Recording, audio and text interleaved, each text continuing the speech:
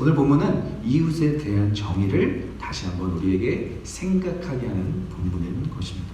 내 이웃은 누구일까? 막상 저도 제가 사는 집 주변에 있는 이웃들을 볼 때 참 어떤 그런 큰 어떤 감동은 잘 오지 않습니다.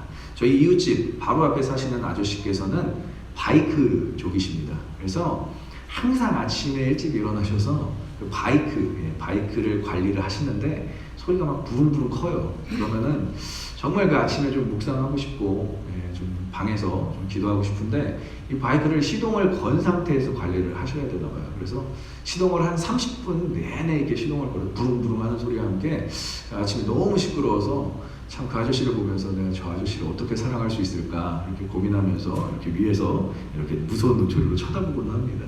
아저씨가 아랑곳하지 않고 이 바이크를 계속 관리를 하면서 또 어디 뭐 이렇게 돌아다니시는 것도 아니에요. 그 바이크를 끌고 뭐 이 야외에 나간다든지 이런 게 아니라 또 동네 한 바퀴를 돌아요. 시끄럽게 돌고 또 그 자리에 와서 또 관리를 하는 모습을 보면서 저 사람도 내 이웃인데 내가 어떻게 저 사람을 사랑할 수 있을까 라는 또 고민도 합니다. 또 다른 이웃은 제가 이제 저희 옆집 사는 아마 자매인지 형제인지 모르겠지만 피아노를 치는 분이세요. 집안에 이제 피아노가 있어서 피아노를 치는데 참 중요한 것은 1년이 넘도록 똑같은 곡을 계속 칩니다. 여러분들 엘리제를 위하여 아시죠? 그 곡을 계속 쳐요.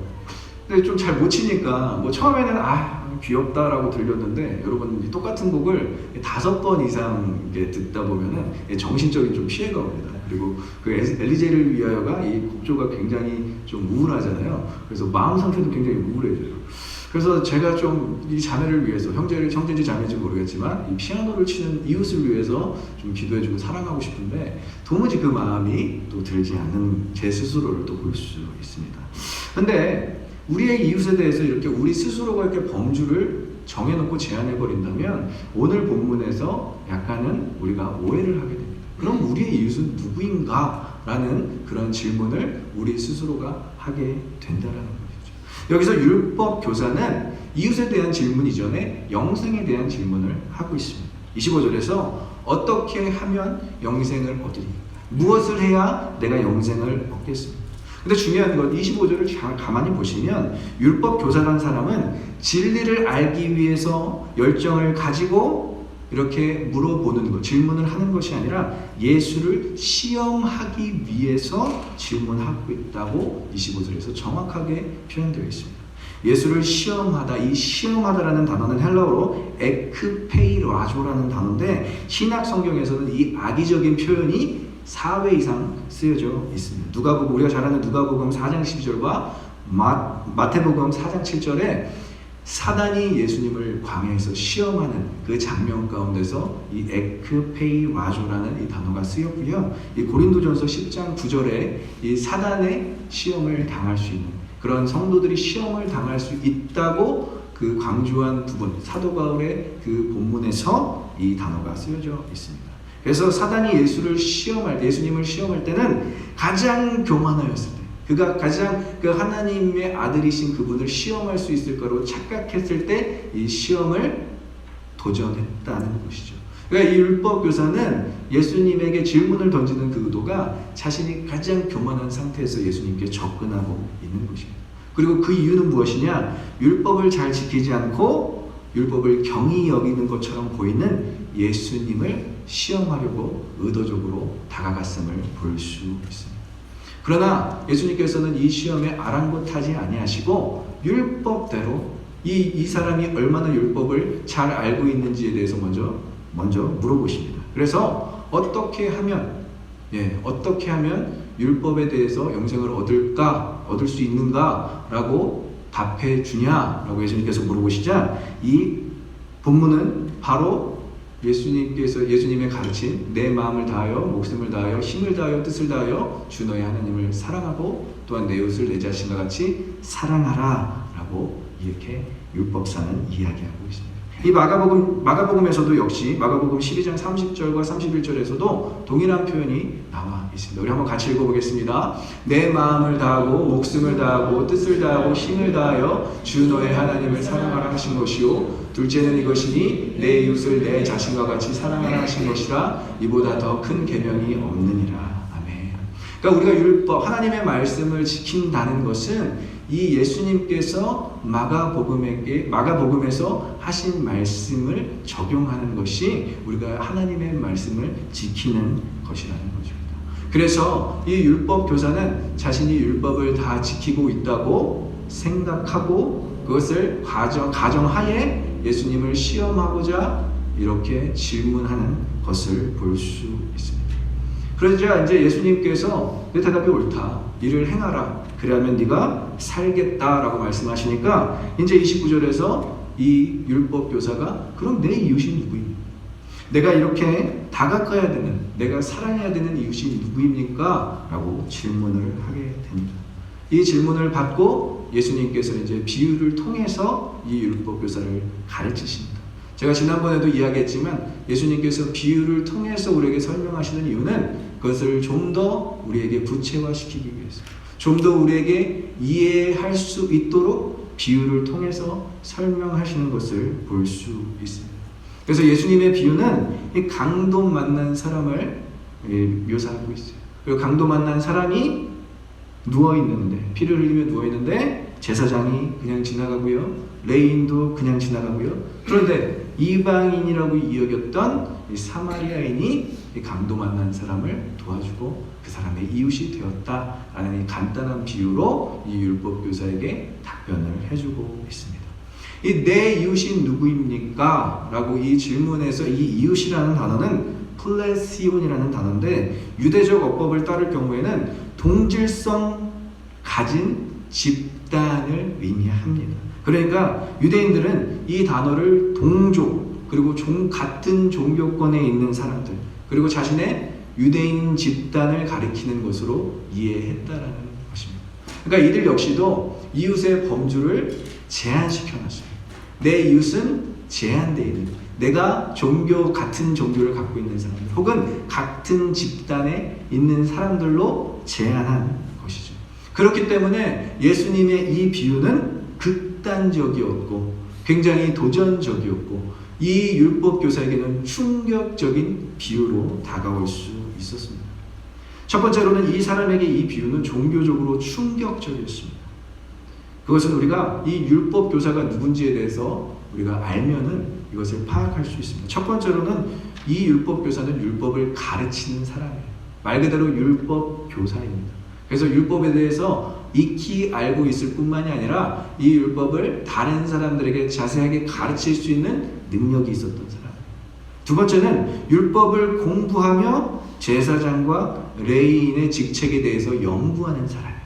이 율법을 공부하다 보니까 이 성전에서 중요한 역할을 하는 사람들 두 부류가 있는데 그 부류가 바로 제사장과 레위인입니다. 이 사람들은 성전에서 예배를 돕는 사람들이었어요. 그래서 이 제사장과 레위인 직책에 대해서 연구하는 사람이었습니다. 그리고 세 번째로는 율법교사는 율법교사 과정을 끝내 이수하여서 제사장 직분, 가장 영광스럽고 가장 높다는 그 제사장 직분으로 승격받고 싶은 사람이었어요. 그래서 이 사람은 인정 욕구가 강했음을 오늘 본문에서 볼 수 있습니다. 인정 욕구가 얼마나 강했냐면 자신을 옳게 29절에 보면 자신을 옳게 보이려고 예수님께 여짜오되라는 표현이 있어요. 그러니까 자신의 드러내기를 좋아했고 내가 율법을 이만큼 알고 있고 나는 이 율법을 열심히 준비해서 내가 가장 존경하는 그 제사장 직분에 승격하고 싶은 그 사람입니다. 아직은 어떻게 보면 보잘것없는 사람인 것처럼 보이지만 그 율법에 대해서 굉장히 능통했기 때문에 그만한 자격 조건이 갖추어질 수 있는 가능성이 있는 사람이었다는 것이죠. 그러니까 이 비유는 이 사람에게는 엄청난 충격으로 다가올 수밖에 없었다는 것입니다. 제사장이 강도 만난 사람을 그냥 지나갔다. 이 사람에게 있어서는 이 당시 때 많은 율법을 공부하고 그리고 율법에 대해서 아는 사람들이 이 얘기를 들었을 때는 충격적이었다는 거예요. 왜냐하면 민수기 18장 1절에서 32절은 이 제사장 직분의 거룩함에 대해서 강조하고 있어요. 제사장은 모범을 보여야 되고요. 그리고 약하고 가난한 사람들을 도와줘야 합니다. 그리고 이런 이멀전시 시츄에이션, 정말 이 중요한 상황에서 강도 만난 사람이 피를 흘리며 쓰러져 있는 상황을 그냥 지나쳤다는 것은 율법을 어긴 거나 다름없는 상황인 것입니다. 두 번째로 등장하는 레인도 마찬가지예요. 그 레인이 강도 만난 사람을 그냥 지나갔다는 것도 이 율법 교사에게는 엄청난 충격입니다. 이것도 역시 레위기 19장 18절을 보면 이렇게 나와 있어요. 한번 같이 읽어보겠습니다. 시작. 원수를 갚지 말며 동포를 원망하지 말고 내 이웃 사랑하기를 내 자신과 같이 사랑하라. 나는 여호와. 이미 구약 시대에 하나님께서 모세에게 율법을 줬을 때부터 내 이웃을 내 자신과 같이 사랑하라고 했는데, 성전에서 일을 하는 사람, 지금으로 말하면 이 직분자들이에요. 집사님, 권사님, 장로님들이 성전에서 일을 하시는 분들이 그냥 힘든 사람을, 어려운 사람을, 아니 죽어가는 사람을 그냥 지나갔다라는 것은 이 율법 교사에게는 엄청난 충격의 비유였습니다. 그럼 이 상황은 이 율법 교사에게는 어떠한 상황으로 해석이 될 수 있었느냐? 이 상황은 그럼 안식일 혹은 이스라엘의 중요 절기 때 일어난 사건이구나 라고 받아들일 수 있었다는 것이죠. 그래서 이러한 과한 설정에도 불구하고 율법 교사는 예수님에게 반박할 수 없었다는 것입니다. 왜냐? 이 사람들은 안식일에는 손도 대지 않는, 어떠한 일이 있어도 이 사람들은 일도 하지 않는, 아무런 돕는 일은커녕 자신이 정말 급박한 상황에 있어서도 아무 일도 하지 않는 그러한 잘못된 관습을 유지하고 있었습니다.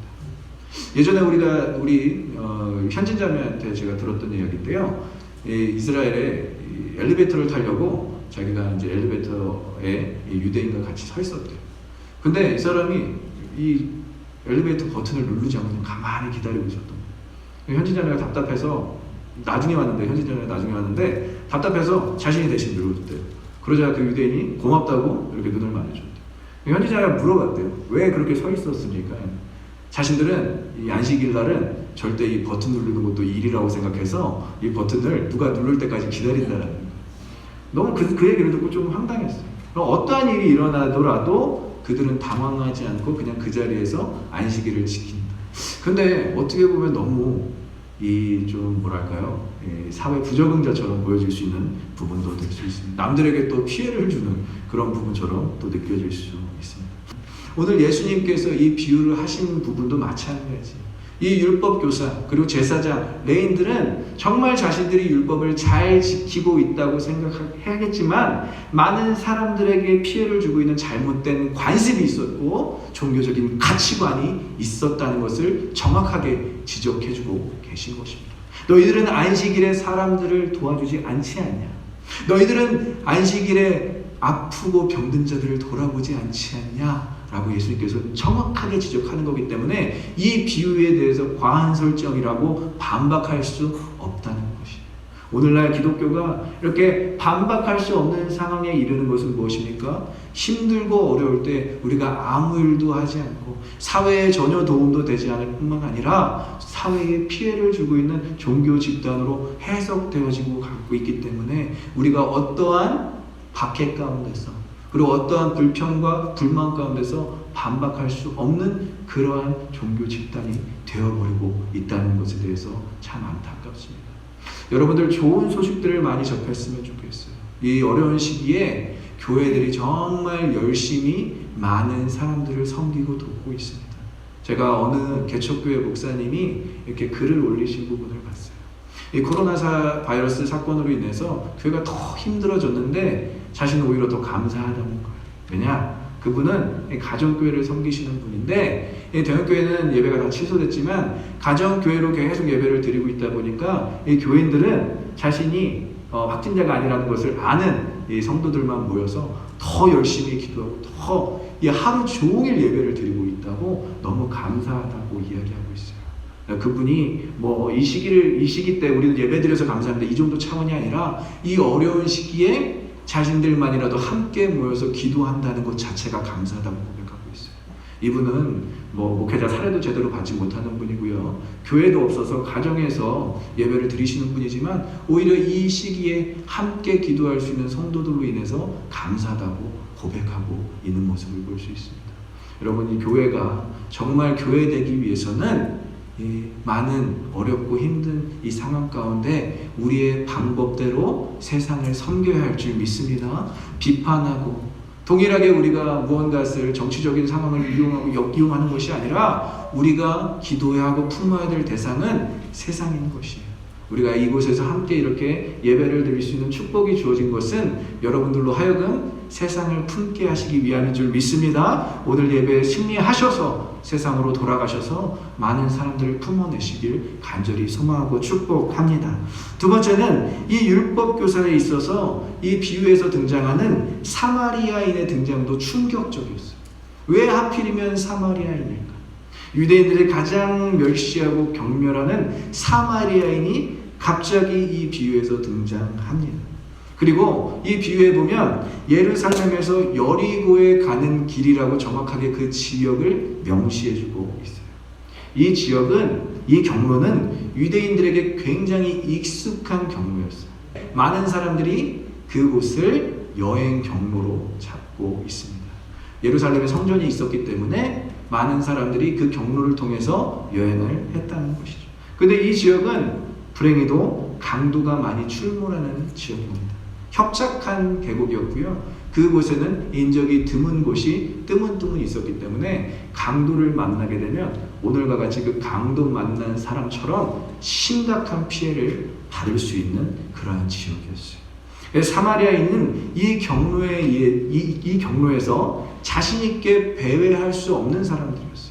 왜냐, 유대인들에게 차별을 받고 있었기 때문에 이 지역을 돌아다닌다는 것 자체가 굉장히 어려운 일이었습니다. 그리고 빨리 벗어나야 돼요. 가능하면 빨리 벗어나서 사마리아 지역을 들어가야 하는데 이곳에서 사마리아인이 강도 만난 사람에게 멈춰 서서 시간을 보내고 있다는 것 자체가 이 율법교사에게는 엄청난 충격으로 다가왔다는 것이죠. 근데 더 나아가서 이 사마리아인이 어떻게 하죠? 그 강도 만난 사람들을 데리고 어디 가죠? 주막에 가서, 여관에 가서 이틀간을 더 유숙하는 것을 볼 수 있어요. 즉 사마리아인은 이 유대 지역을 빨리 떠나지 아니하고 이 자신이 위험에 처할 수도 있는 상황 가운데서 이틀간을 더 유숙했다고 나와 있습니다. 목숨 걸고 있는 거죠.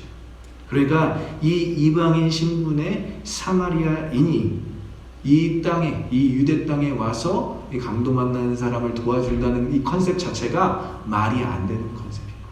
이 유대인에게는 말이 안 되고 율법교사에게는 충격적으로 다가올 수밖에 없는 비유였던 것입니다. 그럼 이 비유는 누구를 상징하겠습니까? 낯선 이방 땅, 이 땅에 오셔서 우리와 함께 호흡하시고 우리를 위해 대신 죽어주신 그 예수 그리스도의 십자가 사랑을 표시하는 것입니다. 그래서 자신이 익숙한 곳이 아니라 이 자신이 낯설어하는 이 땅에서 선행을 베풀었다는 것은 그리스도밖에는, 그리고 그 사랑을 아는 사람밖에는 할 수 없다는 것을 예수님께서는 이 비유를 통해서 말씀해 주고 계십니다. 우리는 익숙한 곳이 편합니다. 특별히 우리 자매들보다는 우리 형제들이 익숙한 곳을 굉장히 편하게 생각해요. 우리 형제들 제 말에 공감하실지 모르겠지만 형제들이 이 익숙한 곳을 뭐라고 부르시는지 아십니까? 나아발이라고 부릅니다. 나아발이. 들어보셨나요? 내 나아발이라고 하면은 어떠한 표현이냐면 나는 이 지역에서 뭐든지 내가 다 할 수 있어 라는 허세를 부리기 시작합니다. 그래서 여기가 맛집이고 여기 이렇게 커피숍을 가서 이렇게 시간을 보내면 되고 막 이렇게 허세를 부리는데 막상 나아바리를 떠나서 낯선 곳에 가면 아기가 돼요. 아기가. 그때부터는 와이프의 손을 꼭 붙잡고 길을 잃어버릴까 노심초사하는 모습을 볼 수 있고 막 눈동자가 계속 흔들리는 모습을 보면서 우리 남편 참 귀엽다라고 느낄 수 있는 때가 바로 낯선 곳에 가 있을 때. 물론 용기 있게 막 표현도 하지만 낯선 곳은 우리에게 항상 두려움과 낯설음을 동반한다는 것이죠. 근데 중요한 것은 오늘 사마리아인은 이 낯선 곳임에도 불구하고 자신이 최선을 다해서 이 강도 만난 사람을 도와줬을 뿐만이 아니라 이틀간을 더 유숙했다고 나와 있습니다. 이것은 두려움을 극복한 사랑, 낯설음을 극복한 사랑이었음을 우리는 깨달아 알 수 있습니다. 그럼 마지막으로 볼 수 있습니다. 예수님의 대답은 누가 강도 만난 자의 이웃이냐? 라고 이제 되물어보고 있어요. 그러자 이제 율법교사가 이렇게 이야기합니다. 어떻게 이야기하죠? 37절에 이르되 자비를 베푼 자니이다. 자, 이 율법교사는 답을 알고 있는데 사마리아인이요 라고 이야기하면 되는데 이 사마리아인이요라고 차마 대답을 하지 못하는 부분을 볼 수가 있어요. 오히려 이 이제 자비를 베푼 자라고 사마리아인을 묘사하고 있습니다. 인정하고 싶지 않아요. 이 사마리아인이 정말 그런 선한 일을 했다라는 것을 인정하고 싶지 않습니다. 그런데 더 무너뜨리는 한마디가 있습니다. 예수께서 이르시되 가서 너도 이와 같이 하라 라고 말씀하십니다. 이것은 어떠한 이야기냐? 사마리아인처럼 하라. Do as the Samaritan did 라고 이야기하십니다. 이것은 자기의 종교적인, 문화적인, 관습적인 모든 것들을 다 깨트리는 말이 될 수 있었다는, 충격적인 발언이 될 수 있었다는, 내가 이웃이라고 생각하지도 않았던 사람이 나의 이웃이 될 수 있고 그 사람 역시 자신을 이웃이라고 생각하지 않을 수 있는 사람이 나의 이웃이 될 수 있다는 이 충격적인 비유는 율법교사에게 있어서는 자기의 문화적인 것과 관습적인 것과 종교적인 것을 다 무너뜨렸다는 것입니다. 강도 만난 사람에게 율법적인 의미에서는 제사장과 레인이 이웃입니다. 하지만 그 제사장과 레인은 그냥 지나쳤고 그 상황을 회피했어요. 그러나 오늘 비유에서 합법적으로 이웃도 아닌 사마리아 이방인이 강도 만난 사람에게 도움과 사랑을 주었습니다. 그러면 이 질문 자체는 우리가 바꿔서 생각해야 돼요. 누가 내 이웃이 아니냐가 아니라 누가 내 이웃이 되어주는가 라는 것입니다. 질문 자체가 잘못됐다. 율법교사의 질문은 누가 내 이웃입니까? 라고 물어보는 것이 아니라 누가 내 이웃이 되어줄 수 있는가? 이렇게 질문해야 하는 것입니다. 그리고 예수님께서 역시 어떠한 사람이 너의 이웃이 되어줄 수 있는가? 그 퀄리피케이션, 자격 조건을 이야기하고 있는데 그 자격 조건은 무엇이냐? 낯선 땅에도 불구하고 어려운 상황에도 불구하고 먼저 사랑과 선행을 베푸는, 자비를 베푸는 그 사람이 너의 이웃이다. 그리고 너도 그렇게 할 수 있다라고 이야기하는 것입니다. 그래서 예수님의 비유는 단순히 누군가 나의 이웃이라는 사실, 누군가 나의 이웃이라는 그 정의가 사랑을 만들어내는 것이 아니라 오히려 실천하는 우리의 사랑이 이웃을 만들어낸다는 것입니다. 우리의 사랑이 우리의 이웃을 만들어내는 것입니다. 믿으십니까? 하나님의 사랑이 우리 안에 거하신다라는 확신을 얻기 위해서는 우리가 이 사랑을 실천하면 돼요. 너무나 간단한 거예요. 그러면 우리에게는 그 사랑의 대상이 만들어지는데 그 사랑의 대상이 바로 예수님께서 오늘 얘기하시는 우리의 이웃인 것입니다. 사랑을 베풀 수 있는 대상이 우리의 이웃이며 또한 그 사랑을 우리에게 베푸는 사람이 우리의 이웃인 것입니다. 그런데 또 이렇게 풀어가도 대상이 좀 모호하잖아요. 그 대상, 과연 우리의 이웃이 될 수 있고 그럼 우리가 이웃이 될 수 있는 사람은 누구인가? 그래서 이 비유의 핵심은 무엇인지 아십니까? 생명인 것입니다. 생명인 것입니다. 30절을 다시 보겠습니다. 30절에 이렇게 표현되어 있어요. 30절 다시 한번 우리 본문 30절 우리 같이 읽어보도록 하겠습니다. 시작. 예수께서 대답하시되 어떤 사람이 예루살렘에서 여리고로 내려가다가 강도를 만나매 강도들이 그 옷을 벗기고 때려 거의 죽은 것을 버리고 갔다. 예수님께서 이 극적인 표현을 쓰시면서 누구를 묘사하고 있냐면 생명을 잃어가는 사람을 묘사하고 있습니다. 우리 주변에 영적으로 죽어가는 사람을 묘사하고 있습니다. 예수님 왜 이렇게 표현이 너무 거칠어요? 비유가 너무 극단적이에요. 이렇게 생각하면 안 돼요. 우리 주변에 죽어가고 있는 사람이 바로 영적으로는 이렇게 옷을 벗긴 채 거의 마저 죽은 채 반쯤 죽어가고 있는, 아니 거의 죽어가고 있는 사람들이 우리의 이웃이 될 수 있다는 거예요. 이거는 영적인 의미입니다. 육적으로 막 피를 흘리며 막 그런 사람을 우리가 가서 도와줘라. 물론 이러한 도덕적인 측면도 있지만 중요한 것은 영적으로 이렇게 맞아 죽어가는, 세상 가운데서 피를 흘리며 영원한 생명을 기대하는 사람들에게 우리는 다가가야 된다는 것을 예수님께서는 이야기해주고 계신 것입니다. 우리가 너무나 이 비유를 보면서 도덕적이고 윤리적인 측면들만 생각하는 건데 30절에 그 모든 내용이 다 담겨져 있어요. 생명을 잃어가는 사람들이 있다는 거예요. 코로나19로 인해서 진짜 실질적인 생명을 잃어가는 것도 문제이지만 우리가 진짜 봐야 되는 것은 무엇입니까? 영원한 생명도 얻지 못한 채 죽어가는 영혼들이 있다는 거예요. 오늘 이 비유는 영원한 생명을 의미하고 있어요. 영생에 대한 질문을 그래서 율법교사가 얘기하면서 예수님께서는 이 비유 가운데 우리의 육신의 죽어감을 극단적으로 표현하고 있는데 그것이 극단적이고 처참한 광경이 아니라 진짜 영적인 죽음도 강도를 만난 것처럼 벗겨지고 헐벗어지고 때려지고 맞아지고 그 상황에서 피를 철철 흘리며 죽어가고 있는 그 현상을 봐야 된다는 거예요. 여러분들이 만나는 사람마다 괜찮아 보이네. 저 사람 때깔 되게 좋아 보이네.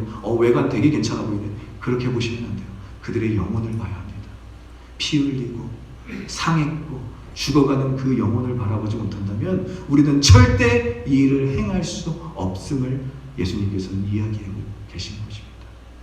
여러분들의 영적인 눈을 떠서 오늘도 이 영원한 생명이 필요한 피 흘리고 죽어가고 어렵고 고통받는 자들에게 아까 우리가 찬양으로 고백했잖아요. 참된 자유를 선포하시는 저와 여러분들이 지금 간절히 소망하고 축복합니다. 그래서 예수님께서 집중하고 계신 것은 안식일 뿐만이 아니라 모든 상황 가운데서도 이 생명에 대한 소중한 가치를 깨달아야 한다고 말씀하고 계신 거예요. 그래서 마가복음 12장 10절에서 11절에는 예수님께서 이것을 더욱더 강조하는 부분이 있습니다. 우리 한번 같이 읽어보도록 하겠습니다. 시작. 한쪽 손 많은 사람이 있는지라 사람들이 예수를 고발하여 하여 물으기때 안식일에 병 고치는 곳이 오르니까 예수께서 이르시되 너희 중에 어떤 사람이 양 한 마리가 있어 안식일에 구덩이에 빠졌으면 끌어내지 않겠느냐라고 이야기하는 것입니다. 예수님은 생명을 중요시 여겼어요. 근데 단순히 육체적 우리가 이 땅을 살아가는 이 생의 생명뿐만이 아니라 영원한 생명에 관심이 있었기 때문에 오늘 어떤 안식일 내가 어떤 day off 정말 쉬는 날이라도 내가 너희들에게 찾아가서 내가 생명을 구할 수 있을 만큼 예수님은 준비가 되셨다라고 이야기하고 계신 것입니다. 우리가 오늘 본문을 보면서 이렇게 느낄 수가 있어요. 생명에 관련된 일이구나. 그러면 생명에 관련된 일은 타협점이 없어야 되는 것입니다. 살리고 봐야 되는 것입니다. 여러분들 많이 좋아하는 드라마 있죠? 우리 송중기 나온 드라마 태양의 후예. 딱 우리 송혜교에게 한마디 딱 하는 장면 있잖아요. 이 환자를 놓고 살릴 수 있겠어요? 그러니까 우리 송혜교 씨가 네, 그러니까 그럼 살려요. 딱 이러잖아요. 제가 송중기랑 좀 많이 다르죠? 송중기가 제 고등학교 후배입니다. 송중기가 다 그렇게 얘기하니까 거기 막 반대하고 그 사람을 왜 살려야 되는지 막 왜냐면 그 사람은 자신들의 사람이 아니고요. 자신의 이웃이 아니었거든요. 안 살려도 되는 사람이었거든요. 근데 생명에 있어서는 타협이 없는 거예요. 살리고 봐야 되는 거예요. 심폐소생술을 들고 와서라도 정말 우리가 인공호흡을 해서라도 살리고 봐야 되는 것입니다. 생명에 관련돼서는 우리가 타협이 없기를 소망합니다. 두 번째는 생명에 관련된 일은 그리스도인들이 더욱더 적극적으로 나서야 된다는 거예요. 제일 적극적으로 나서야 되는 사람이 제사장과 레인이었어요. 근데 그 사람들이 적극적으로 나서지 않았다는 것은 분명히 관습적으로 율법적으로 무언가 제한이 있었다는 것입니다. 근데 우리가 그것을 제한하지 말자고 생명에 관련된 일은 우리가 더욱더 적극성을 띄워야 하는 것입니다. 얼마나 적극성을 띄웠는지 오늘 본문에는 이렇게 나와 있어요. 사마리아인이 이 주방을 떠나면서 이 여관을 떠나면서 이렇게 이야기합니다. 35절 한번 같이 읽어보겠습니다. 시작. 그 이튿날 그가 주막 주인에게 데나리온 2를 내어주며 이르되 이 사람을 돌보아 주라. 비용이 더 들면 내가 돌아올 때에 갚으리라 하였으니. 이 주막, 이 여관에 지불한 2 데나리온의 가치는 어느 정도의 가치인지 아십니까? 2개월 동안의 숙박비, 2달 동안의 숙박비를 자신이 책임져 주고 떠나는데 그냥 떠나는 게 아니에요. 내가 다시 돌아오겠다라고 이야기해요. I'll be back here. 내가 다시 돌아오겠다. 끝까지 책임지는 모습을 볼 수 있습니다. 생명에 관련된 일은 여러분들 끝까지 책임지시기를 간절히 소망하고 축복합니다. 영원한 생명에 관련된 일은 전도했으니까 네가 알아서 교회 나오고 네가 전도했으니까 알아서 정착해, 이게 아니라는 거예요. 우리가 생명을 한 명, 정말 소중한 생명이 우리 교회에 와서 신앙생활을 하고자 한다면 그 생명에 대해서 끝까지 책임지시는 저와 여러분들이 되시길 간절히 소망하고 축복합니다. 그것이 우리가 할 일이 있는 거예요. 생명에 대해서는 타협점이 없어야 되고 생명에 대해서는 적극적이어야 되는데 끝까지 책임지는 우리의 자세가 필요하다는 거예요. 다시 돌아올 때라고 이야기하는 거죠. 우리가 이 본문을 보면서 누가 생각나죠? 예수님이 생각나야 돼요. 예수님 자신이 생각나야 돼요. 예수님이 이 비유를 통해서 자신을 이야기하고 있는 거예요. 내가 이렇게 할 거다라고 얘기해요.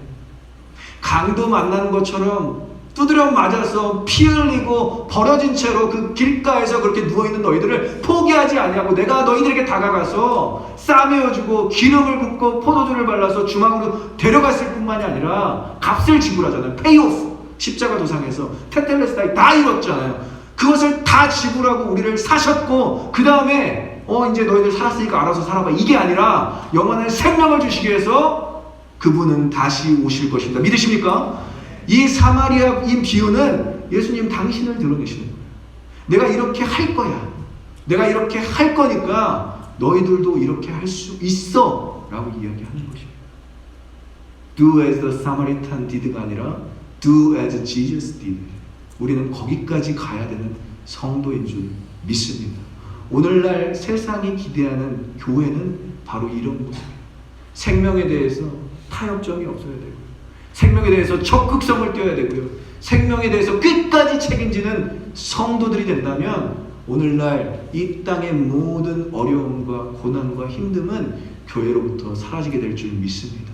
선한 사마리아인처럼, 아니 선한 예수님처럼 우리가 오늘 우리 일들을 감당하였으면 좋겠는데 생명에 대해서 여러분들 끝까지 포기하지 아니하시고 생명에 대해서 끝까지 하나님 마음을 품어내시는 저와 여러분들이시길 간절히 소망하고 축복합니다. 함께 기도하겠습니다.